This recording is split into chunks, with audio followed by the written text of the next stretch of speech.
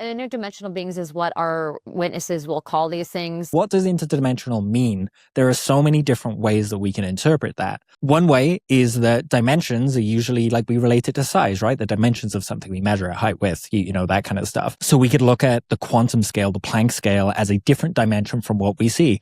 Microbes, bacteria, that's a different dimension from what we see. So in a way, you can look at, telescopes and microscopes as dimensional windows. Then there's the deeper idea that we're talking Everett's multiple worlds theory, where we're talking about parallel worlds, parallel timelines, portals that you can just walk through and be in another world, a world where the Beatles never broke up and you can hear their latest album. Dream worlds would be another example, right? Going back through society, there were, Aboriginal tribes that called Dreamworld another dimension. And they treated it like, they would meet up in their dreams and go on adventures. And they would talk about these adventures the next day. So they saw that as another dimension. But then we have this crazy idea. Carl Sagan explained it. Let us imagine that into Flatland, hovering above it, comes a strange three-dimensional creature which, oddly enough, looks like an apple. And the three-dimensional creature sees an attractive, congenial-looking square, watches it enter its house, and decides in a gesture of interdimensional amity to say hello. "Hello," says the three-dimensional creature. "How are you? I am a visitor from the third dimension." Well, the poor square looks around his closed house, sees no one there, and what's more, has witnessed a greeting coming from his insides, a voice from within. He surely is getting a little worried about his sanity. The three-dimensional creature is unhappy about being considered a psychological aberration, and so he descends to actually enter Flatland. Now, a three-dimensional creature exists in Flatland only partially. Only a plane, a cross-section through him can be seen. So when the three-dimensional creature first reaches Flatland, it's only the points of contact which can be seen. And as the apple were to descend through, slither by Flatland, we would progressively see higher and higher slices. So the square, as time goes on, sees a set of objects mysteriously appear from nowhere and inside a closed room and change their shape dramatically. His only conclusion could be that he's gone bonkers. Well, the apple might be a little annoyed at this conclusion, and so, not such a friendly gesture from dimension to dimension, makes a contact with the square from below and sends our flat creature fluttering and spinning above Flatland.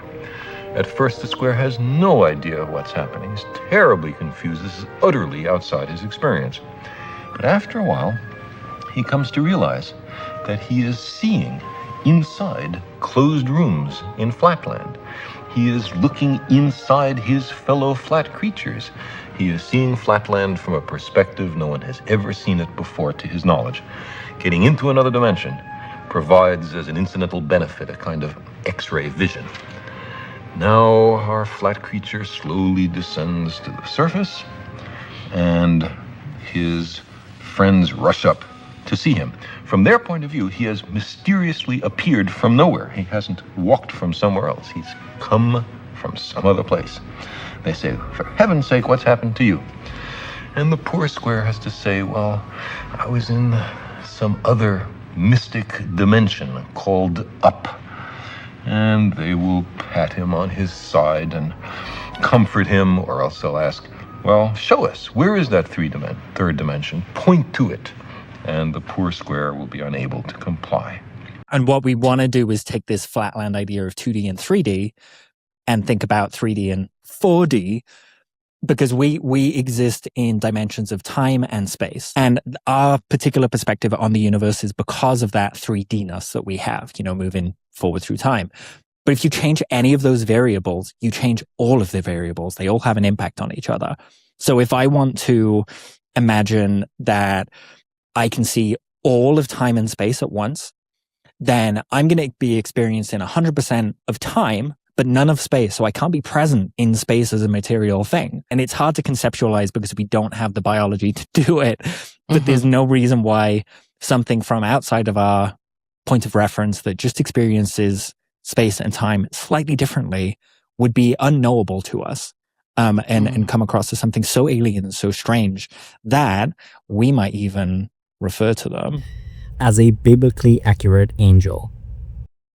Wheels in wheels, eyes in eyes. This is what Moses says that he saw. And I think if we think of that as looking at another dimension through a kaleidoscope, this could be a creature with 2 arms, 2 legs, 2 eyes, and actually, because we're kind of looking through this kaleidoscope of our frame of reference on the universe, it has many eyes and it has many wheels and it looks super scary. And actually it's saying to us, don't be afraid. I'm just like this little hedgehog with 2 eyes. Like the way you see me, I look crazy. I know I look crazy, but don't be scared.